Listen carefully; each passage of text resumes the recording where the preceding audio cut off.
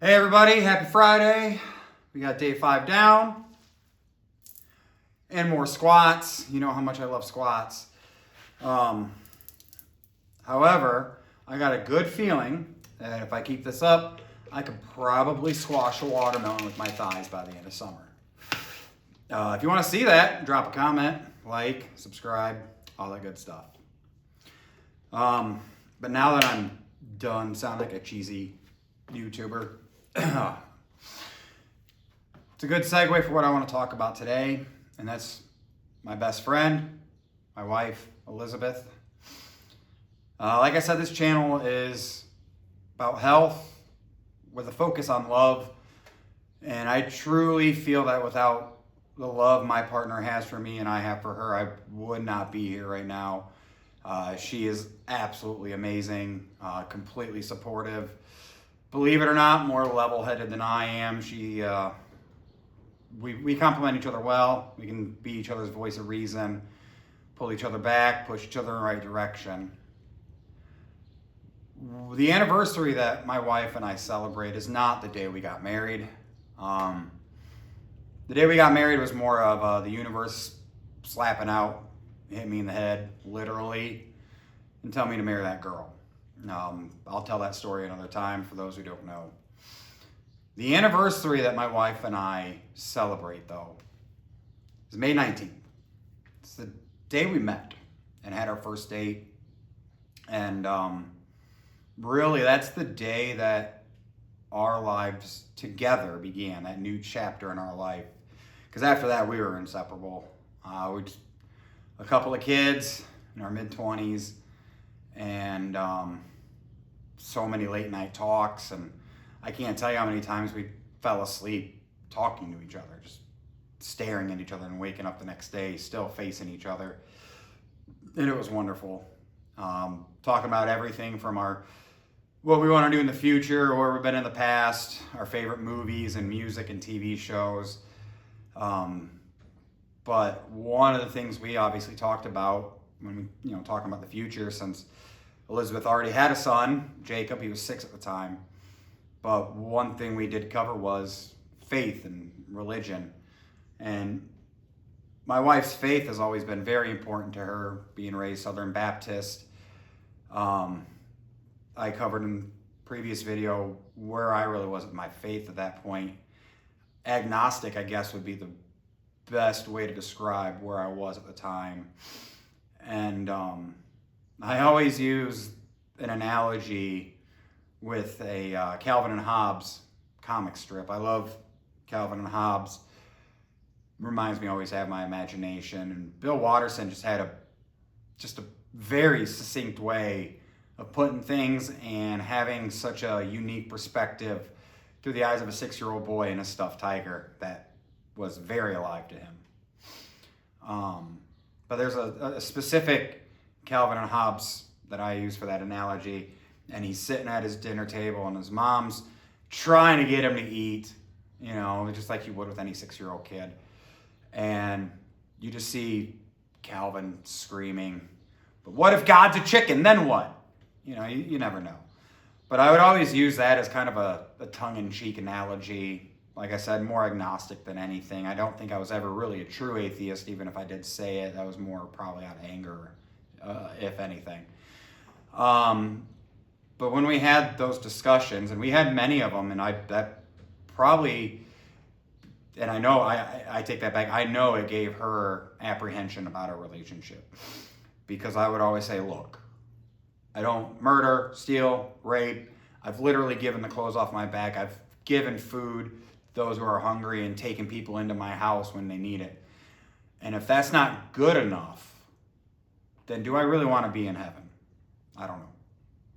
So it's kind of where I've been. And Elizabeth, I just remember one of those talks, she looked right at me and she goes, "Okay, I got enough faith for the both of us."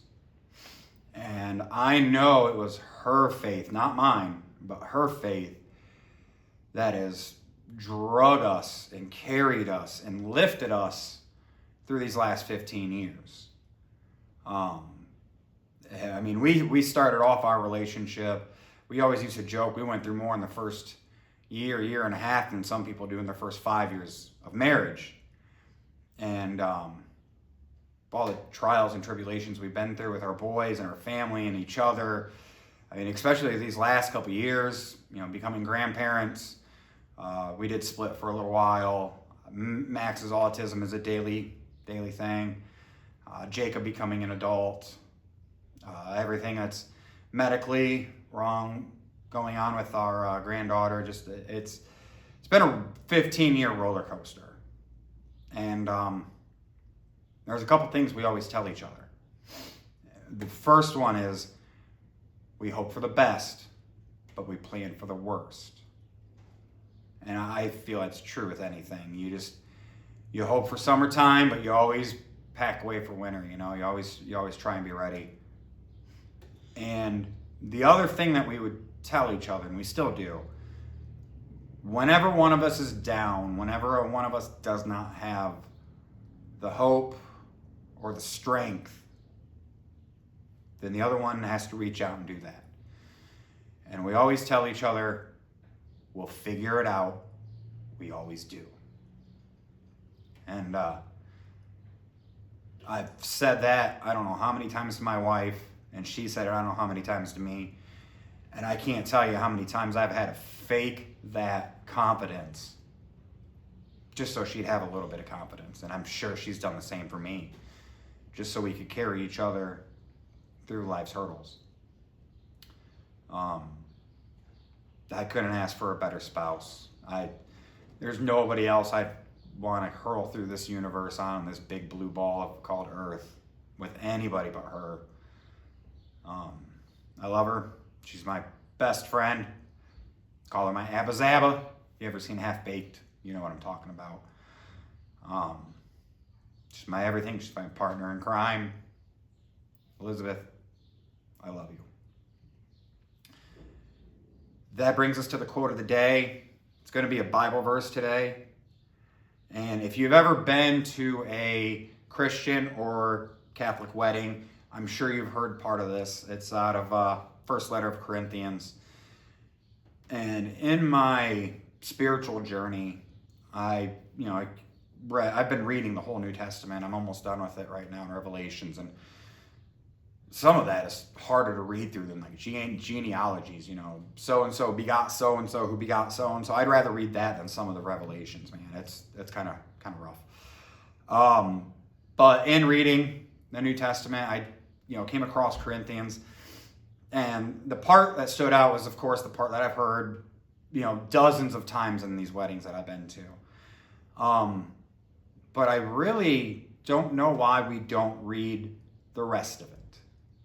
And I'll read you here in a little bit, and I'm sure you'll recognize some of it, the middle part of it. But as I read the entire section, I like I said, this whole channel is about health, and you can't have health without love.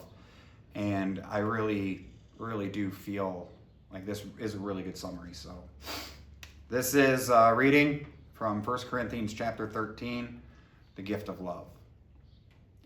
If I speak in the tongues of humans and of angels, but do not have love, I am a noisy gong or a clanging cymbal.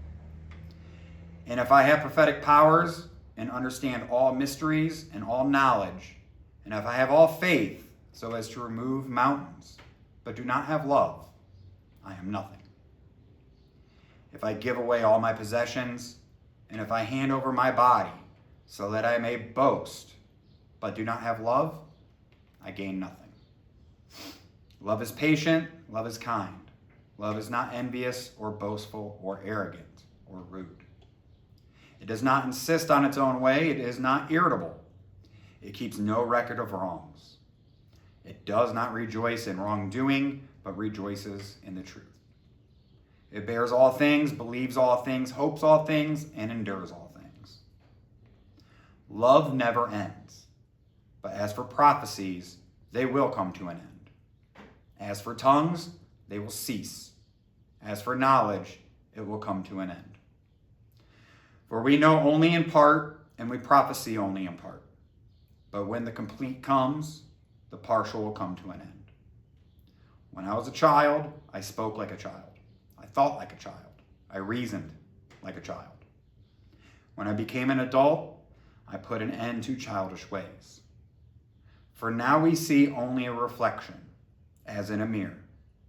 But then we will see face to face. Now I know only in part, then I will know fully, even as I have been fully known. And now faith, hope, and love remain, these three. And the greatest of these is love.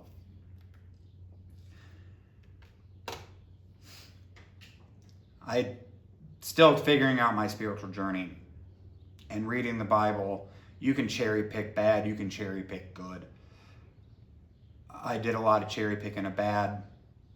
Now I'm in the point in my life, I'm going to look for the good. Still not 100% sure on anything, but I think that's why they call it faith. And I know I can't have anything without love. Like you said, the greatest of these is love. I got to cut it short. I have my first interview coming over and I need to get a shower real quick. It's Friday night, so everybody, you have a great weekend. Everybody in our neighborhood, it looks like it's going to be a beautiful weekend. Enjoy it.